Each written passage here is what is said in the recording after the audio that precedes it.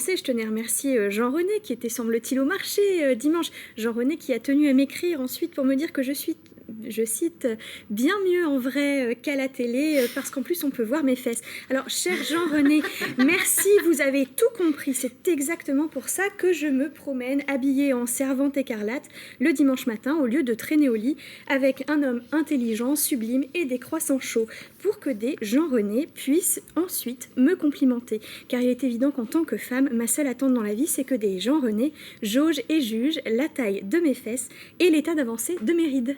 Pour quelle raison, en réalité, tu étais au marché dimanche? C'est pas pour J'aurais croiser Jean-René. J'aurais voulu que ce soit pour acheter du chou-fleur, je dois dire, mais j'ai répondu en fait à l'appel du planning familial de Brest, parce que demain, justement, c'est la journée internationale de lutte contre les violences faites aux femmes. Pourquoi on fait un focus demain sur ces violences, Marine? Parce qu'elles sont une réalité spécifique. Les femmes sont violentées de façon très diverse, parce qu'elles sont des femmes. Ce qui n'est pas le cas des hommes, quel que soit le type de violence qu'ils peuvent subir, et qu'évidemment, je ne remets évidemment bien sûr pas en compte, en cause plutôt, d'où l'introduction du terme féminicide en 2019 par exemple. Les femmes subissent plus de violences et ces violences sont perpétrées par des hommes. Dans son livre Le coût de la virilité, Lucille Pétavin explique que la violence masculine coûte quand même 94 milliards d'euros par an aux contribuables en frais médicaux, policiers, de justice, de réinsertion. C'est une vraie question de santé publique. Tu as des chiffres à propos de ces violences marines? Et oui, depuis 2006, on a passé le cap de plus de 100 victimes de féminicide par an avec un record malheureusement régulier de 150. Actuellement, on sait que 3 femmes sont violées par heure en France. Et tout ça, c'est pour ce qu'on sait et pour ce qu'on répertorie. Et qu'est-ce qui fait, Marine, que ces violences sont possibles et, comme tu dis, quasiment impunies? Alors, je vais faire hurler certaines personnes, on appelle ça le patriarcat. Attention, je schématise. Quand on socialise les enfants de façon à ce que les petites filles se sentent inférieures aux petits garçons, qu'elles ne disposent pas dans la réalité des mêmes droits effectifs, quand on trouve très mignon qu'un garçon tape une fille en considérant que c'est comme ça qu'il montre qu'il aime, on construit un projet de société pas franchement très sain.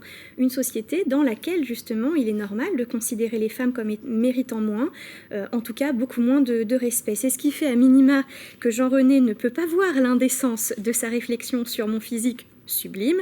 Tout comme moi, il ne me viendrait jamais à l'idée de dire quoi que ce soit sur les fesses de Jean-René. C'est ce qui fait, à l'autre extrémité, si je peux dire ça comme ça, qu'un homme considère une femme comme lui appartenant, au point qu'il se sente légitime de lui ôter la vie, comme Bertrand Cantat, de la violer comme tant d'autres, y compris à la tête de notre État, de la violenter pendant des années, comme on connaît tous et toutes des histoires absolument terribles. Quelle est la réalité en Bretagne, Marine? On a parlé de la situation des enfants placés il y a quelques instants.